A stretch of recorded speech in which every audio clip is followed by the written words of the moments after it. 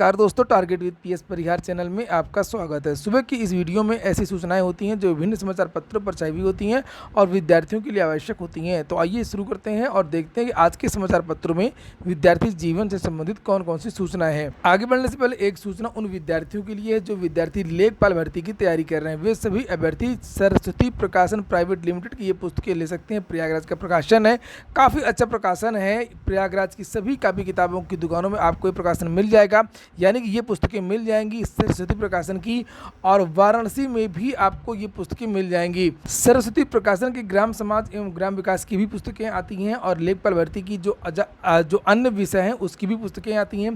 Test series भी आती है, सॉल्व पेपर भी आता है, संपूर्ण गाइड भी आती है। जो भी आप चाहें तो उसे ले सकते हैं। और यहाँ पर मैंने डिस्क्रिप्शन में एक लिंक भी दी है, आप लोग वहाँ पर भी ऑनलाइन भी मंगवा सकते हैं। ये देख सकते हैं आप लोग, यहाँ पर लिखा हुआ लेखपाल दिग्दर्शिका, ये हाल प्रश्न पत्र है, ये मॉडल पेपर है, ये ग्राम विकास की गाइड है, और यहाँ पर कुछ और भी पुस्तकें समान हिंदी इत्यादि की, रेलवे ग्रुप डी की भी पुस्तकें आती हैं सरस्वती प्रकाशन की। इन पुस्तकों की खासियत ये है कि ये पुस्तकें जो हैं त्रुटिहीन है, इन पुस्तकों में कोई त्रुटि नहीं है। और दूसरी बात ये है कि प्रश्नों की जो व्याख्या है वो काफ़ी अच्छी तरीके से दी गई है। चलिए शुरू करते हैं आज की सूचना को।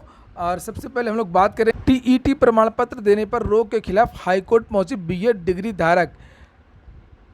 चूंकि जो अब मामला राजस्थान में चल रहा है उसी को लेकर के प्रतीक मिश्रा कोई बीटीसी के जो छात्र हैं वो चले गए हाईकोर्ट इलाहाबाद, और इलाहाबाद हाईकोर्ट ने इन छात्रों की जो बीएड के छात्र हैं इनकी टीईटी के सर्टिफिकेट पर रोक लगा दी गई है।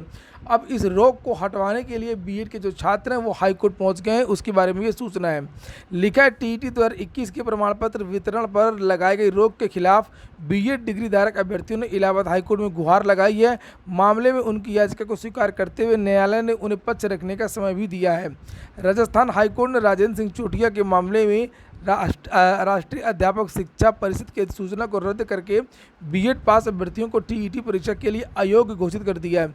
इस आदेश के बाद इलाहाबाद हाईकोर्ट में दायर याचिका प्रतीक मिश्रा बनाम उत्तर प्रदेश राज्य में न्यायमूर्ति सिद्धार्थ की पीठ ने बीएड पास अभ्यर्थियों को टीईटी प्रमाण पत्र देने पर रोक लगा दी थी। सुप्रीम कोर्ट में जुलाई में इस मामले की सुनवाई होनी है। और अब हम लोग बात करने वाले हैं एसएससी की। लिखा एसएससी CHSLE 2021 टीयर 1 परीक्षा का कार्यक्रम जारी कर दिया गया है।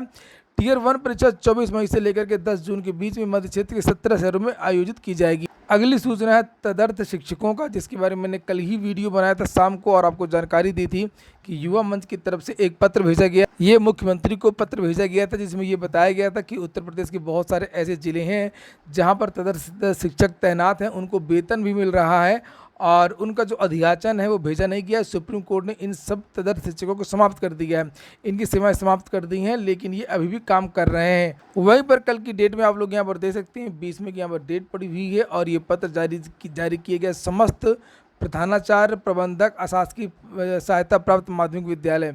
ये कहा गया है कि सर्वोच्च न्यायालय का जो आदेश था 26 अगस्त 2020 कि तदर्थवाद को समाप्त कर दिया जाए और उसका आर्डर भी लिखा हुआ है। उस क्रम में यहाँ पर लिखा कि उक्त आदेश के अनुपालन के संबंध में 19 जून को अपर मुख्य सचिव माध्यमिक शिक्षा उत्तर प्रदेश की अध्यक्षता में आयोजित बैठक में स्पष्ट रूप से माननीय सर्वोच्च न्यायालय के आदेश के अनुक्रम में तदर्थ अध्यापकों के वेतन रोके जाने के निर्देश प्रदान किए गए हैं। तो तदर्थ शिक्षकों की जो सेवाएं समाप्त कर दी गई हैं, अब उनका जो वेतन है वो भी रोक दिया गया है।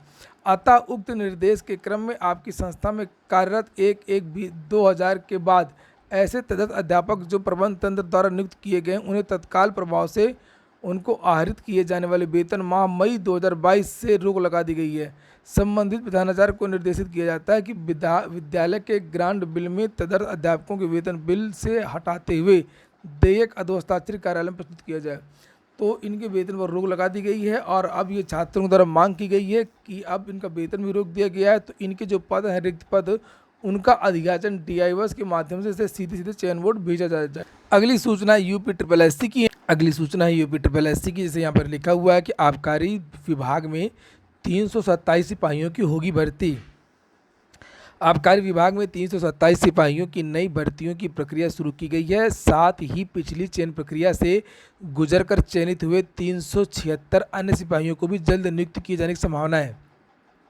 विभाग में भर्ती प्रक्रिया लंबी खींचने के कारण सिपाहियों की कमी है, जिस कारण आबकारी मुख्यालय प्रयागराज से सिपाही के 337 पदों का नया अधियाचन उत्तर प्रदेश अधीनस्थ सेवा चयन आयोग यूपी ट्रिपल एससी लखनऊ भेज दिया गया है। अगले कुछ महीनों में यूपी ट्रिपल एससी में इसमें भर्ती का विज्ञापन जारी हो जाएगा। साथ ही 2016 में जिन 405 पदों पर भर्ती की प्रक्रिया शुरू हुई थी, उसमें से 376 चयनितों का विवरण आबकारी मुख्यालय को भेज दिया गया है। इनके प्रमाण पत्रों की जांच और पुलिस सत्यापन कराया जा रहा है। अधिकारियों ने बताया कि बचे हुए 29 अभ्यर्थियों की सूची भी अगले कुछ दिनों में आ जाएगी। इसके बाद 2016 के सभी 405 पदों पर भर्ती की प्रक्रिया पूरी हो जाएगी। अगली सूचना भी यूपी ट्रिपल एससी की ही है। लिखा पूर्ति निरीक्षक पद के लिए 24 तक कर सकेंगे आवेदन। कल इसके बारे में मैंने रात में वीडियो भी बनाया था। कल यूपी ट्रिपल एससी ने नोटिस जारी की थी। लिखा है उत्तर प्रदेश अधीनस्थ सेवा चयन आयोग ने पूर्ति निरीक्षक के 76 पदों पर भर्ती के लिए ऑनलाइन आवेदन की अंतिम तारीख 24 मई तक बढ़ा दी है। पहले आवेदन की अंतिम तारीख 12 मई तक थी, लेकिन तमाम अभ्यर्थी सर्वर डाउन होने के कारण आवेदन नहीं कर पाए थे। आवेदन शुल्क जमा न हो पाने के कारण अभ्यर्थी आवेदन करने से चूक गए थे। फिलहाल अब उन्हें आवेदन भरने के लिए एक और समय दे दिया गया। एई की वैकेंसी आ गई है, 23 तारीख से आवेदन कर सकते हैं। एक बात और बता दूं कि अगर आप लोगों ने वीडियो को लाइक ना किया हो तो लाइक अवश्य कर दिया करें और वीडियो को पूरा देखने की कोशिश किया करें। यहाँ पर देखिए लिखा ए की पदों पर भर्ती को 23 से आवेदन। Mechanical, electrical, electronics and instrumental, computer science, civil में, इंजीनियरिंग में स्नातक करने वाले युवाओं को उत्तर प्रदेश राज्य विद्युत उत्पादन निगम लिमिटेड में सहायक अभियंता प्रशिक्षु ट्रेनी बनने का मौका जल्द मिलेगा। इसके बारे में मैंने परसों वीडियो बनाया था और आप लोगों को वो नोटिफिकेशन दिखाया था। लिखा हुआ है कि एई के 125 पदों पर ऑनलाइन आवेदन मांगे गए। समूह ख के इन रिक्त पदों पर प्रतियोगितात्मक परीक्षा के माध्यम से भर्ती होनी है। और अगली सूचना है आज के समाचार पत्रों में छाई हुई है, कल टेलीविजन में भी छाई रही थी। रेलवे भर्ती घोटाले में लालू पर नया मुकदमा दर्ज, 16 ठिकानों पर छापे। एक कहावत होती है कि गरीबों की बात करने वाले अक्सर अमीर क्यों हो जाते हैं, तो वही कहानी यहाँ पर आपको देखने को मिल रही है कि लालू यादव के बारे में ये कहा जा रहा है कि जब ये रेल मंत्री थे तब ये पैसे लेते थे, पैसे नहीं ज़मीन लेते थे, प्लाट लेते थे और नौकरियाँ देते थे। ये लिखा है कि नौकरियां लगवाने के बदले हथियाई कई संपत्तियां। सुशील मोदी जो बिहार के उप मुख्यमंत्री रह चुके हैं, राज्यसभा के सदस्य, उन्होंने एक इसके बारे में विस्तृत किताब लिखी है कि लालू यादव ने किस तरीके से संपत्ति अर्जित करी है। लालू यादव केवल नौकरियों के एवज में ही ज़मीनें नहीं लेते थे। लालू यादव जब किसी को मंत्री बनाते थे अपने मंत्रिमंडल में तो उससे भी ज़मीन और प्लाट लिया करते थे। ये देखिए लिखा है कि राष्ट्रीय जनता दल सुप्रीमो लालू यादव पर सीबीआई ने फिर शिकंजा कसा है। रेलवे में नौकरियों के बदले ज़मीन हड़पने के मामले में लालू यादव और उनके परिवार से जुड़े दिल्ली, पटना और गोपालगंज के 16 ठिकानों पर सीबीआई ने छापे मारे। लालू के परिवार पर नौकरी के बदले पटना पर 1 लाख वर्ग फुट, किसी को आइडिया ही नहीं होगा कि ज़मीन कितनी होती है, लेने का आरोप है। सीबीआई ने राष्ट्रीय जनता दल सुप्रीमो के खिलाफ रेलवे भर्ती घोटाले को लेकर के नई एफआईआर भी दर्ज कर दी है और जिन लोगों को नौकरी दी गई थी उनके यहाँ भी छापे मारे गए हैं। कुछ लोग इसे कहेंगे कि राजनीति की वजह से ये छापे मरवाए जा रहे हैं। ठीक है, राजनीति की वजह से छापे मरवाए जा रहे हैं तो एक दूसरे के छापे मरवाएं और यहाँ पर ये जिसने भी भ्रष्टाचार किया हो उसको जेल जाना चाहिए और उसके खिलाफ कार्रवाई होनी चाहिए। अगली सूचना है दरोगा भर्ती के अभ्यर्थियों पर लाठीचार्ज के विरोध में प्रदर्शन। दरोगा भर्ती परीक्षा में धांधली का आरोप लगा करके लखनऊ में प्रदर्शन कर रहे छात्रों पर हुए लाठीचार्ज के विरोध में दिशा छात्र संगठन, असल में लखनऊ में विद्यार्थी दरोगा भर्ती के लिए आंदोलन कर रहे हैं और वहाँ पर जो विद्यार्थी आंदोलन कर रहे हैं उन पर झूठे मुकदमे की धमकी दी जा रही है, कार्रवाई की जा रही है और वहाँ पर जो मीडिया जाती है उसके खिलाफ भी कार्रवाई होती है।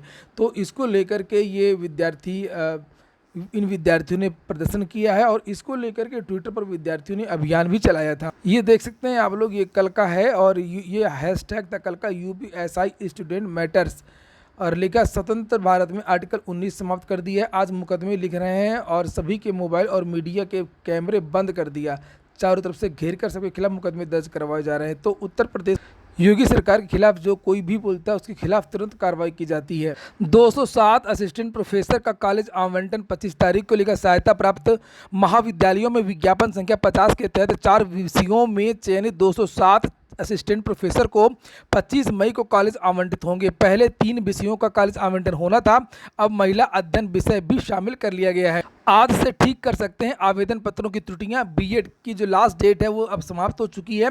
अब विद्यार्थी अपने आवेदन में त्रुटियां ठीक कर सकते हैं और इसके लिए 24 मई तक का समय दिया गया है।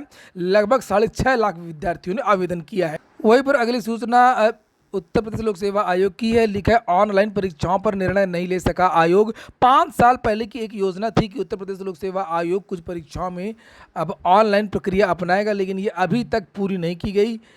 इस पर प्रश्न चिन्ह उठाया गया है। लिखा 5 साल पहले शासन स्तर पर हुई बैठक में यह निर्णय लिया गया था कि आयोग कुछ परीक्षाओं का आयोजन ऑनलाइन कराएगा ताकि परिणाम शीघ्र घोषित किया जा सके। आयोग को यह प्रक्रिया 12 माह के भीतर पूरी करनी थी, लेकिन 5 साल बाद भी इस पर निर्णय नहीं हो सका है। नतीजा यह है कि परीक्षाओं के बाद अभ्यर्थियों को परिणाम के लिए महीनों इंतजार करना पड़ता है। आगे लिखा है कि प्रतियोगी छात्र संघर्ष समिति के अध्यक्ष अवनीश पांडेय ने सवाल उठाए हैं कि कर्मचारी चयन आयोग की ओर से जब पूरे देश में ऑनलाइन भर्ती परीक्षाएं। तो ये हो गया आज का वीडियो। पूरा वीडियो सुनने के लिए बहुत बहुत धन्यवाद।